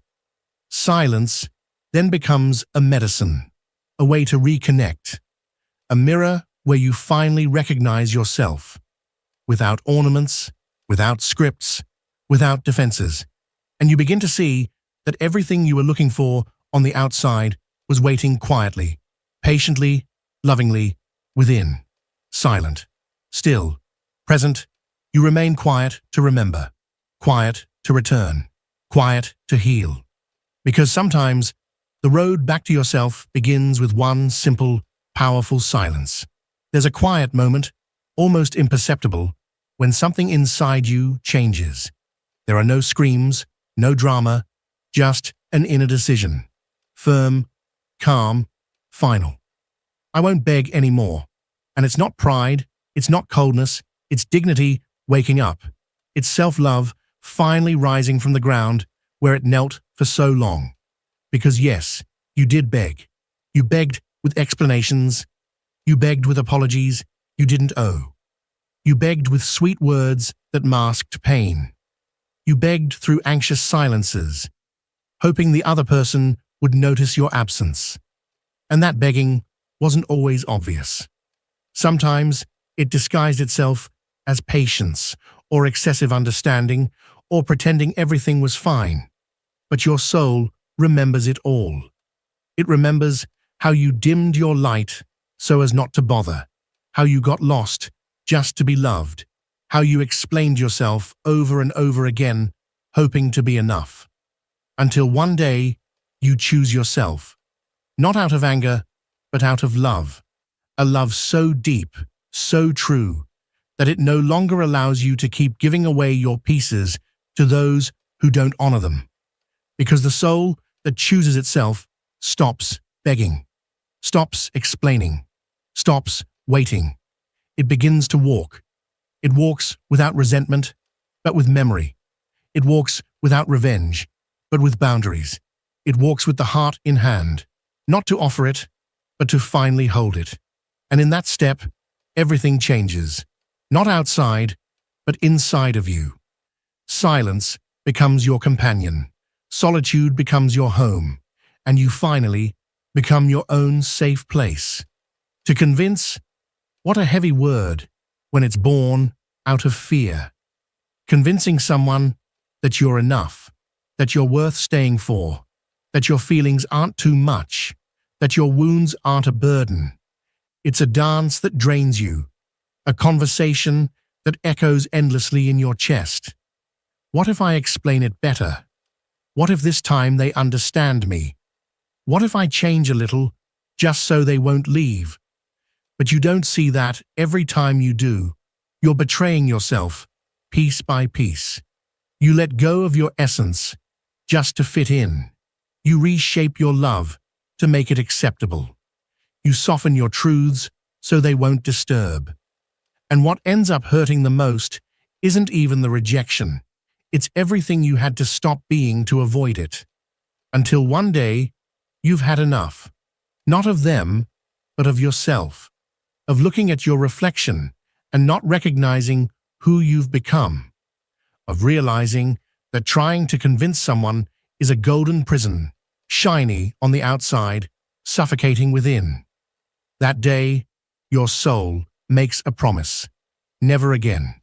No more begging to be understood by someone who chooses not to see you. No more translating yourself.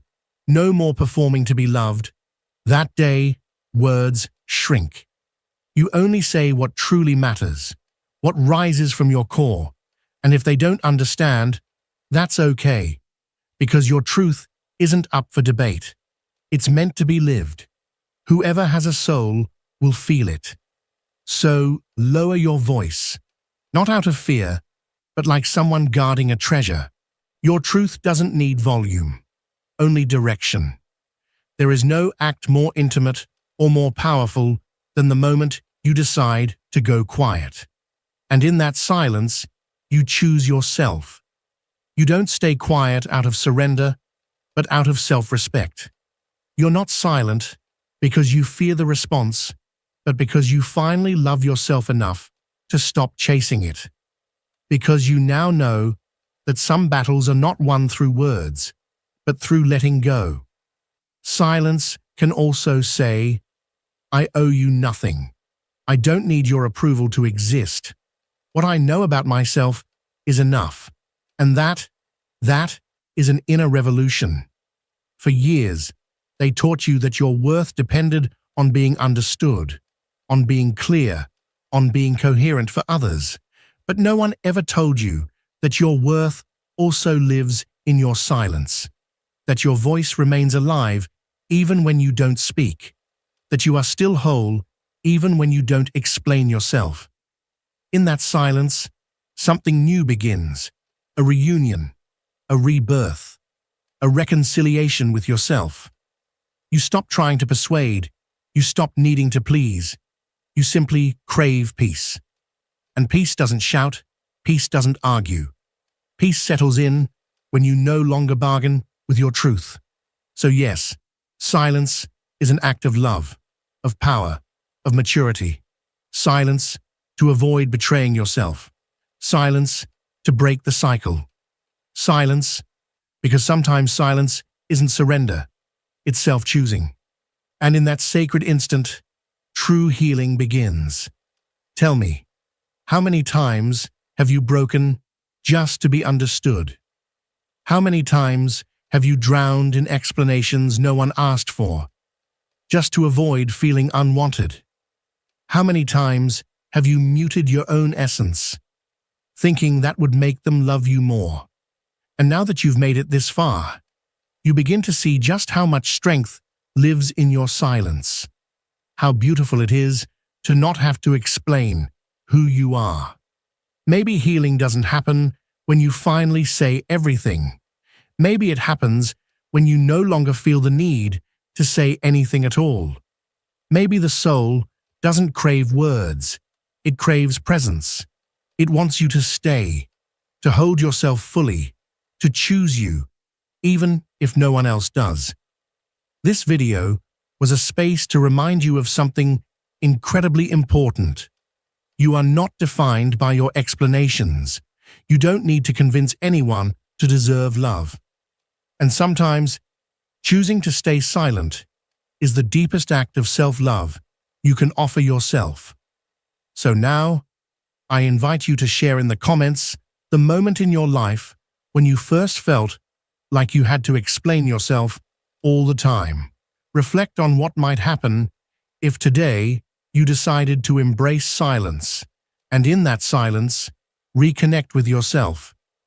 If this message touched something deep within your soul, I ask you from the bottom of my heart, to support this channel with a big like. That small gesture helps us continue creating these spaces of depth and healing for thousands of people just like you. Don't forget to subscribe and activate the notification bell so you never miss the next video that will appear right here on your screen. That next video will be another step on your journey back home. Because, as Carl Jung said, what you resist persists, what you accept transforms, and you are already ready to transform.